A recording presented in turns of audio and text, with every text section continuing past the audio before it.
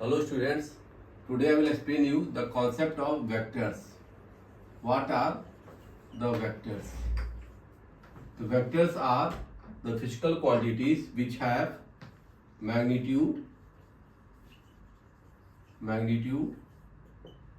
plus direction,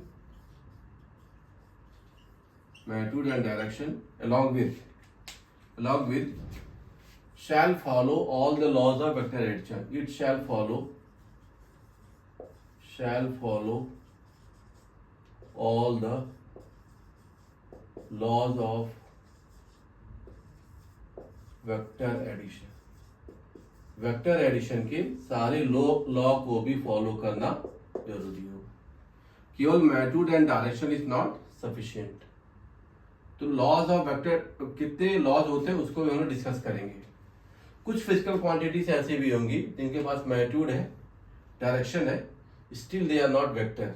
like आप बताएं ये वाली बात क्यों कही गई, इसके पीछे का लॉजिक ये देखना है। एग्जाम्पल मैं देता हूं कि करंट, इलेक्ट्रिक करंट जो होता है, electric current you see it has magnitude and direction. कभी आपने देखा कोई वायर है, कोई रेजिस्टेंस है, इसमें जा रहा है करंट I1 करंट ऐसे जा रहा है कोई वायर में। मान लो कोई दूसरा वायर ऐसे आ गया और यहाँ पे कोई करंट जा रही है से I2 एंड सी। मान लो मैं कहता हूं यहाँ पे ये वैल्यू 3 एम्पियर है, ये वायर में वैल्यू 4 एम्पियर है करंट।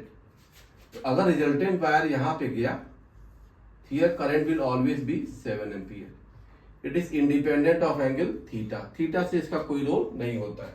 इस वायर को मैं स्ट्रेच कर दूं, इस वायर को पास लाऊं, थीटा को घटाऊंगा बढ़ाऊंगा तो करंट में फर्क नहीं पड़ेगा। But as per triangle law जो आगे पढ़ेंगे वी कैन सी कि थीटा के बदलने से यहाँ पर रिजल्टेंट में फर्क पड़ता है। तो करंट एक ऐसी फिजिकल क्वांटिटी है जिसके पास मैग्नीट्यूड है, डायरेक्शन है, but still it is taken as scalar. पहले एग्जांपल दिया जो इसको कॉन्ट्राडिक्ट करता है। दूसरा एग्जांपल मैं लूंगा कि थीटा, एक्सियल वेक्टर जो थीटा होता है, तो theta large angle, theta large मतलब कि आप देखें थीटा जो कि 10 डिग्री से बड़ा हो, मतलब 60 डिग्री, 35 डिग्री, 90 डिग्री लग देता है, theta large, not D theta. तो ये जो थीटा लार्ज एंगल होता है ये भी क्या होता है, इसका भी स्केलर ट्रीटमेंट आता है बिकॉज ये भी एक लॉ को फॉलो नहीं करता है। तो वो कौन से लॉ को फॉलो नहीं करता है, कम्यूटेटिव लॉ। तो we will see this commutative law, आगे पढ़ेंगे। तो कम्यूटेटिव लॉ को फॉलो नहीं करता है, इसलिए हम क्या कहते हैं, थीटा भी स्केलर ट्रीटमेंट है। तो दो फिजिकल क्वांटिटी मैंने ऐसे बताई जिनके पास मैग्नीट्यूड है, डायरेक्शन है, still they are treated as scalar. अब एग्जाम्पल ऑफ वेक्टर्स मैं बता दूं यहाँ पे। एग्जाम्पल ऑफ वेक्टर्स वैसे आप जानते भी होंगे, some example like velocity. Velocity example of vector. तो वेलोसिटी का देखो सिंबल में वी लिख रहा हूं, उसके ऊपर एरो लगा दिया, या मैं कई बार वी लिखूंगा वेक्टर लेटर में और उसके ऊपर एरो लगा दूंगा। Both the symbols are correct to define the vector. समझ गए। तो वेलोसिटी एक वेक्टर क्वांटिटी है। ऐसे हम क्या देख सकते हैं, वेलोसिटी के बियॉन्ड जैसी वेलोसिटी के साथ डिस्प्लेसमेंट एस, डिस्प्लेसमेंट एस भी जो है आपका ये क्या है, वेक्टर है। ये भी vector quantity, velocity vector quantity, force is a vector quantity. तो आप ये कुछ फिजिकल क्वांटिटी ध्यान देंगे जिनके पास डायरेक्शन की असाइंड वैल्यू होती है, they are treated as vector. Correct. अब वेक्टर्स का कुछ सिंबॉलिक रिप्रेजेंटेशन होता है। हम लोग वेक्टर्स को लेटर ऑफ इंग्लिश में स्मॉल है, कैपिटल किसी से भी लिख सकते हैं। कई बार एक्सेलरेशन ए को हम ऐसे लिखते हैं, एक्सेलरेशन ए को विद एरो भी लगा सकते, बोथ आर करेक्ट। फोर्स को हम लोग कैपिटल एफ से लिखते हैं, दिस फोर्स एफ को ऐसे लिखते हैं, तो both the things are correct. Velocity जैसे बता दिया। तो जब भी किसी लेटर के ऊपर ये एरो या एरो हेड, डैश या एरो हेड किया जाएगा, both are the symbol of vectors ना। मोमेंटम भी आप देखें, P equal to linear momentum m into v क्या होता है, वेक्टर होता है। तो वेक्टर क्वांटिटीज का रिप्रेजेंटेशन जो है किसी लेटर के ऊपर एरो या बार सिंबल देते हैं। करेक्ट। अब इन वेक्टर्स के कुछ टाइप होते हैं कि कौन कौन से वेक्टर हमारे पास मिल सकते हैं। तो ये ध्यान देना यहाँ पे एक तो होता है वेक्टर की जो टाइप की मैं बात कर रहा हूं, तो दो तरह के वेक्टर होंगे। एक होते हैं लीनियर वेक्टर्स, जो लीनियर सेंस ऑफ मोशन या उसकी बात करते हैं लीनियर वेक्टर्स, और एक होते हैं एक्सियल वेक्टर जो रोटेशन की बात करते हैं। एक्सियल वेक्टर जो होंगे वो रोटेशन की बात करेंगे। Linear vectors they act on a line. तो लीनियर वेक्टर्स के एग्जांपल अगर आप देखोगे, here it is velocity, acceleration, फिर आप देख सकते हो force, momentum P m into v, ये सब आपके हो गए example of linear vectors. Acceleration, velocity, force, momentum. Axial vector जो रोटेशन की बात करते हैं, क्लॉकवाइज या एंटी क्लॉकवाइज। एक्सियल वेक्टर में एंगुलर डिस्प्लेसमेंट छोटा है कि थीटा लेते हैं, एंगुलर वेलोसिटी लेते हैं, एंगुलर एक्सेलरेशन लेते हैं। ये लोग क्या है आपके टॉर्क भी आता है, तो दे आर एंगुलर वेक्टर्स। ये एंगुलर मोमेंटम की बात आती है, तो they are angular vectors. Angular vectors they act along axis of rotation. ये एक्सिस ऑफ रोटेशन पे लगते हैं ना। एक्सिस ऑफ रोटेशन को हम कैसे देखते हैं, मान लो कोई चीज एंटी क्लॉकवाइज ऐसे घूम रही है, एंटी क्लॉकवाइज, तो एक्सियल वेक्टर में एंटी क्लॉकवाइज ऐसे घुमाओ गया तो थंब इज आउटसाइड, तो omega anti clockwise sense of rotation, thumb जो होगा एक्सिस पे ये बाहर आ गया, तो ये इसका डायरेक्शन आता है। तो आप इसको ऐसे विजुलाइज करोगे एक्सियल वेक्टर्स को कैसे, outward to the page. Anti clockwise में क्या होगा, it is outward to page, इसकी डायरेक्शन आएगी एक्सियल वेक्टर की। कौन सी, ये वाले। और इसको हम कैसे जानते हैं, अगर आपने ना कोई वाटर बॉटल की कैप देखो, इसको क्लॉकवाइज घुमाओगे तो नीचे जाएगा, एंटी क्लॉकवाइज घुमाओगे तो बाहर आएगा। तो एक्सिस पे what is the motion, what is the motion of that object along axis, that define the direction of axial vector. तो हम कैप का ओपन होना या बंद होना जो एक अच्छा एग्जांपल होता है एक्सियल वेक्टर की डायरेक्शन का। लीनियर वेक्टर को बता दिया कि ये किस तरह से एक्ट करेगा लीनियर मोशन। लीनियर मोशन में एक्सेलरेशन जी की बात होती है, tell this marker coming down, तो हम कह सकते हैं कि g is always acting downward, नीचे की तरफ जा रहा है। तो वेक्टर्स को दो तरह से आप याद रखना, लीनियर और एक्सियल। अब इसमें जब हमने थोड़ी सी बात वेक्टर्स के सिंबॉलिक रिप्रेजेंटेशन की बात कर दी, और क्या बताया कि दो तरह के होते हैं, इसके बियॉन्ड भी कुछ प्रॉपर्टीज हम लोग पहले देखेंगे basically of linear vectors. Linear vectors का क्या क्या और प्रॉपर्टीज एसोसिएट होती है, कोई दो वेक्टर्स को कैसे कंपेयर करते हैं, ऑल दैट वी सी। समझ गए। तो यहाँ पे मैं अगला एग्जांपल लूंगा कि इक्वल वेक्टर्स कौन से होते हैं। Equal vectors, equal vectors, equal vector जो होंगे, मतलब हम मान लो लिखते हैं कि एक वेलोसिटी v1 है 2 मीटर पर सेकेंड ईस्ट, तो एक वेक्टर की बात हो गई, velocity 2 metre per second east. कोई ऑब्जेक्ट जा रही थी, कोई कार जा रही थी, like that. Second car was also moving with the velocity of 2 metre per second east. तो देखो दोनों कार पैरेलल जा रही, दोनों का मैग्नीट्यूड सेम है। हम यहाँ क्या कहेंगे, v1 velocity vector is equal to v2। तो जब भी दो वेक्टर इक्वल होंगे, तो इक्वल वेक्टर में क्या होता है, they have same magnitude, they have same magnitude, they have same direction, इनका डायरेक्शन भी सेम होगा ना, और they should have the same unit, उनका यूनिट का सेंस भी क्या होना चाहिए, सेम होना चाहिए। अब इन वेक्टर्स का एक ज्योमेट्रिकल रिप्रेजेंटेशन भी होता है। जैसे मान लो मैं यहाँ ईस्ट की बात कर रहा हूं, तो from the diagram you know this is east, it is west, it is north and it is south. तो ये दोनों वेक्टर्स को अगर मैं यहाँ पे रिप्रेजेंट करूँ, कंसीडर लाइक दिस, दोनों वेक्टर का v1 v2 का सिंबल आप देखिए ऐसे लिए गए। तो दोनों का देखो tail point starting point same है, हेड पॉइंट भी क्या है, सेम है। तो जब दोनों वेक्टर्स के सिंबॉलिक रिप्रेजेंटेशन दिए जाएंगे, मतलब ज्योमेट्रिकल रिप्रेजेंटेशन, तो इनके टेल इनका स्टार्टिंग पॉइंट होता है, हेड उसका टर्मिनेटिंग पॉइंट होता है। हेड ही इसकी डायरेक्शन को दिखाता है, एरो हेड। तो इनका टेल देखो एक ही जगह पे, हेड भी एक ही जगह पे, तो length of the vector define this thing ना। तो आप ध्यान देना, इक्वल वेक्टर में magnitude of arrow define the vector. तो इक्वल वेक्टर में ये बात आ गई, करेक्ट। अब इसी में एक और केस होता है पैरेलल वेक्टर्स। तो पैरेलल वेक्टर जो होंगे उनमें क्या होगा, same direction, that's all, they will have same direction. Magnitude may और मे नॉट बी इक्वल ना। तो हम क्या कहेंगे, all equal vectors are parallel but all parallel vectors are not equal. तो पैरेलल वेक्टर सेम डायरेक्शन होगी। मान हम कहते हैं एक v1 वेलोसिटी है सिर्फ 2 मीटर पर सेकेंड, एक वेलोसिटी में v3 ले ली, it is 3 metre per second. तो दोनों वेलोसिटी जो आ रही है यहाँ पे जैसी, ये ऐसे लिखे जा रहे हैं, see it is v1 it is v3। तो आप देख पा रहे हो दोनों का, मैंने थोड़ा सा ऐसे ही फ्री हैंड मैंने एडजस्टमेंट कर लिया कि टेल स्टार्टिंग पॉइंट सेम है और फाइनल में थोड़ा सा आगे चला गया 1.5 टाइम्स मैंने गेस कर लिया। तो लेंथ ऑफ एरो यहाँ पे ऐसे दिखेगा और दोनों की डायरेक्शन देखो, मैं कह रहा हूँ कि this is also in the direction of east और ये भी in the direction of east है। तो दोनों जब ईस्ट में होंगे तो ये पैरेलल कहे जा सकते हैं। एक ईस्ट में हो एक वेस्ट में हो तो इसको पैरेलल नहीं कहा जाएगा। तो पैरेलल वेक्टर की भी एक प्रॉपर्टी आपको याद रखनी है, इनका डायरेक्शन सेम होगा। पैरेलल में कई बार दो अलग अलग यूनिट के भी वेक्टर्स हो सकते हैं, मतलब एक वेलोसिटी है और एक एक्सेलरेशन है, they can also be parallel ना। तो पैरेलल में यूनिट का सेम होना कोई जरूरी नहीं है, ये भी याद रखेंगे ना। तो all parallel vectors are not equal but all equal vectors are parallel, ये वाली बात याद रखना, ठीक है। अब इसमें एक और चीज आती है, एंटी पैरेलल वेक्टर्स भी आते हैं। एंटी पैरेलल, एंटी पैरेलल आप जैसे कि डायरेक्शन उससे सोच पा रहे हो कि दे have the opposite direction, they have opposite direction. Anti parallel vectors के डायरेक्शन क्या होंगे, अपोजिट हो जाएंगे।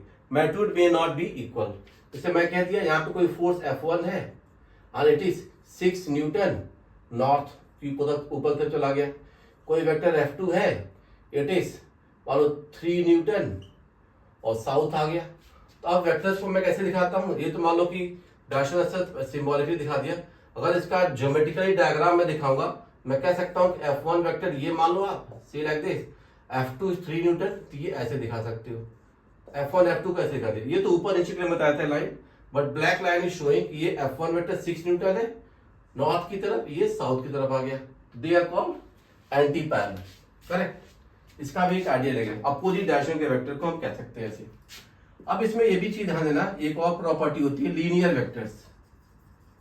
लीनियर वेक्टर्स, तो लीनियर वेक्टर्स कौन से होंगे, all parallel and anti parallel vectors are linear vectors lying in a same line. तो vectors lying on a same line, on a same line, जो वेक्टर एक ही लाइन पर लाई करते हैं उनको हम क्या कहते हैं, एंटी पैरेलल वेक्टर्स ना। एंटी पैरेलल वेक्टर्स आप थोड़ा सा ध्यान देंगे कि एंटी पैरेलल वेक्टर्स में ये सब सेम लाइन पे लाई करते हैं। तो कौन से होंगे, all parallel and anti parallel. Anti parallel जो वेक्टर्स होते हैं वो क्या होंगे, ये आपके लीनियर वेक्टर्स होंगे। एक ही लाइन पे होना चाहिए, डायरेक्शन कैन बी अपोजिट। एक ही लाइन के वेक्टर्स को हम लोग लीनियर वेक्टर्स कहते हैं। They can be parallel, they can be anti parallel, getting it. तो थोड़ा सा एक आइडिया ये भी आपको रखना है ना।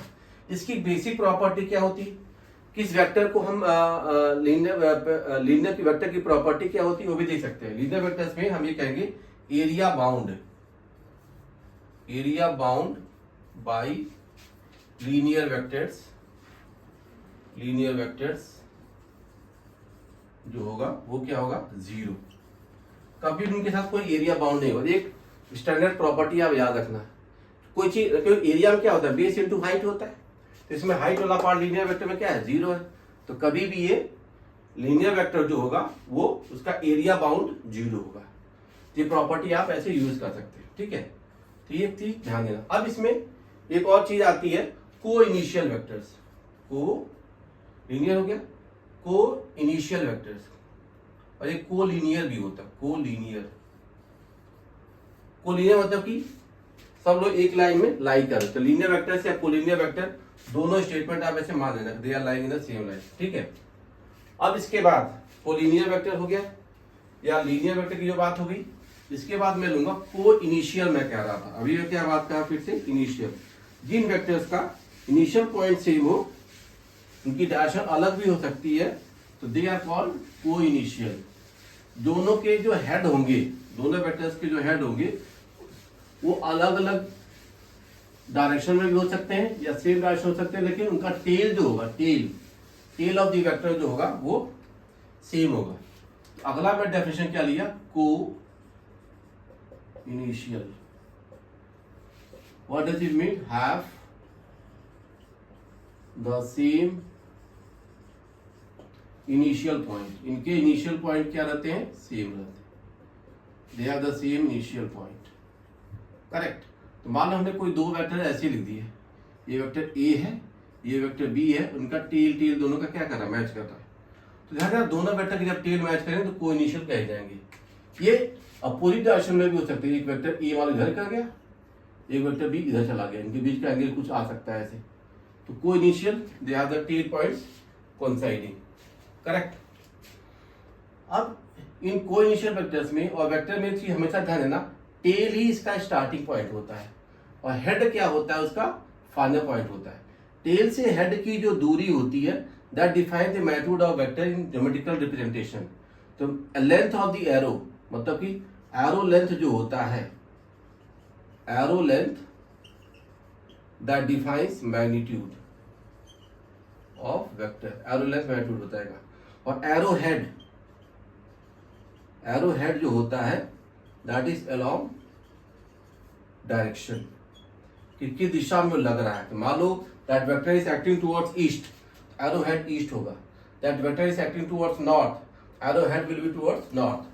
तो whatever direction it is, तो ये चीज हम लोग ऐसे जान पाएंगे। ये थोड़ा सा एक आइडिया आपको लेना है, करेक्ट। अब इसके बाद एक और चीज होती है को प्लानर वेक्टर्स, को प्लानर वेक्टर्स। तो को प्लानर वेक्टर्स क्या होते हैं, इसका भी एक केस देखें हम लोग। को प्लानर वेक्टर्स, तो को प्लानर वेक्टर जो होते हैं प्लेन सेम हो, same plane, lying in same plane, same plane, vectors lying in same plane, same plane lying. ऐसे वेक्टर जो एक ही प्लेन में लाई करते हैं उनको हम लोग को प्लानर कहेंगे। को प्लानर वेक्टर मतलब देखो ये हमारा व्हाइट बोर्ड एक प्लेन है, इसमें मैं जितनी लाइन ड्रॉ करूंगा all are coplanar, all these vectors are coplanar. ये वेक्टर ए है, ये वेक्टर बी है, ये वेक्टर सी है, कोई वेक्टर डी है, ऑल दीज आर को प्लानर। तो को प्लानर वेक्टर्स हमेशा एक प्लेन में लाई करेंगे, जिसकी कंडीशन क्या होती है, को प्लानर वेक्टर्स का एक स्टैंडर्ड मैथमेटिकल रिजल्ट क्या होता है, इसमें सरफेस एरिया तो है लेकिन कोई वेक्टर इसके परपेंडिकुलर नहीं है, तो क्या चीज जीरो हो सकती है। जैसे को लीनियर में क्या जीरो था, एरिया जीरो था। तो को प्लानर में क्या जीरो मान सकते हैं हम लोग, को प्लानर में वॉल्यूम ऑक्युपाइड, वॉल्यूम जो इसके वॉल्यूम कवर्ड बाय को प्लानर वेक्टर जो होगा, volume covered it is zero.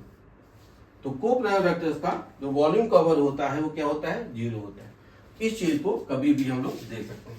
तो कुछ ये बेसिक आइडियाज है वेक्टर्स का, somewhere they can be use little bit, और लेकिन उनका इम्प्लीकेशन कहीं कहीं पे कैसे कैसे आएगा थोड़ा सा पता होना चाहिए, वो पता होगा तभी हम लोग और अच्छे से जान पाएंगे।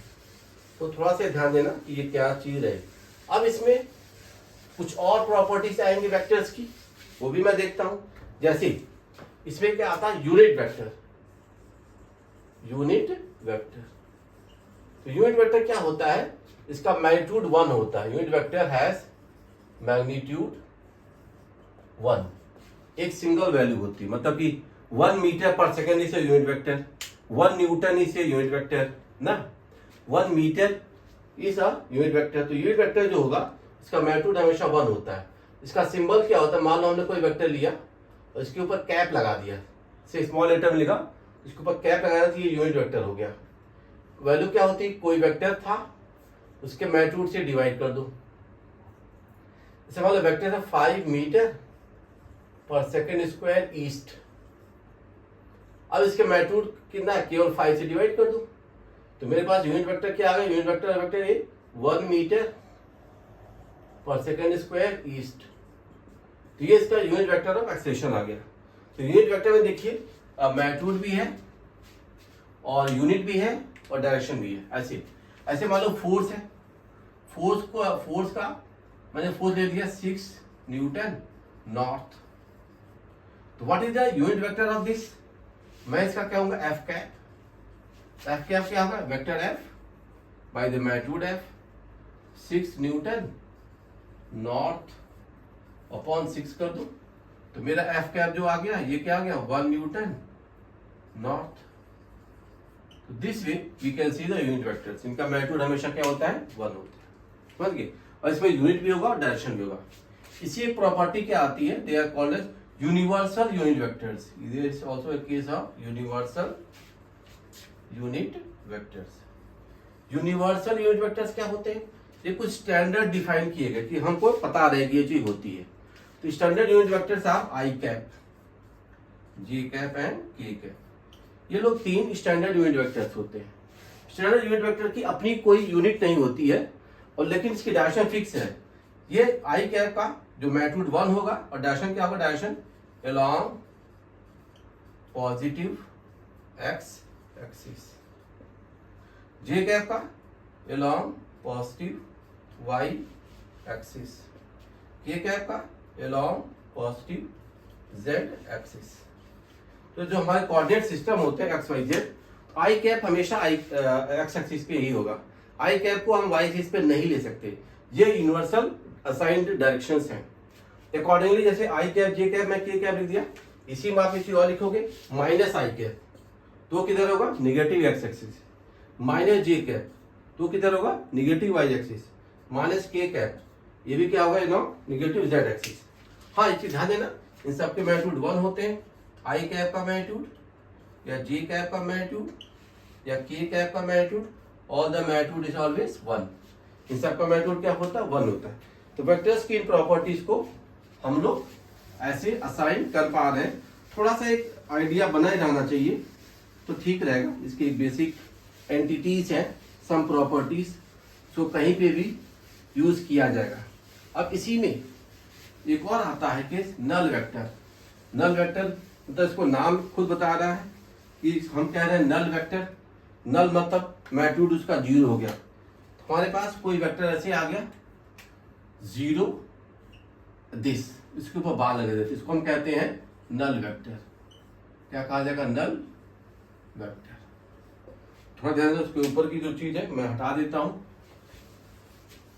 नल वेक्टर जो होगा ये ऐसे आएगा। इसका नल वेक्टर हम कहते हैं 0 के ऊपर बार सिंबल लगा दे दिया, तो इसका मैग्नीट्यूड 0 होगा। It has magnitude 0। तो मैग्नीट्यूड 0 हो गया।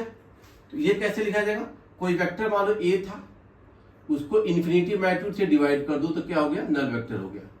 सिंबॉलिक रिप्रेजेंटेशन से देखो, मान लो मेरे पास कोई वेक्टर है, ये इसका टेल है, ये इसका हेड है। For any gap between tail and head we have infinite number of points. इसमें कितने पॉइंट्स होंगे? इनफाइनाइट होंगे। There are infinite number of points between tail and head, correct. There are infinite number of points. तो आप किसी एक point को क्या कहोगे? Null vector. Any point on the vector is called null vector.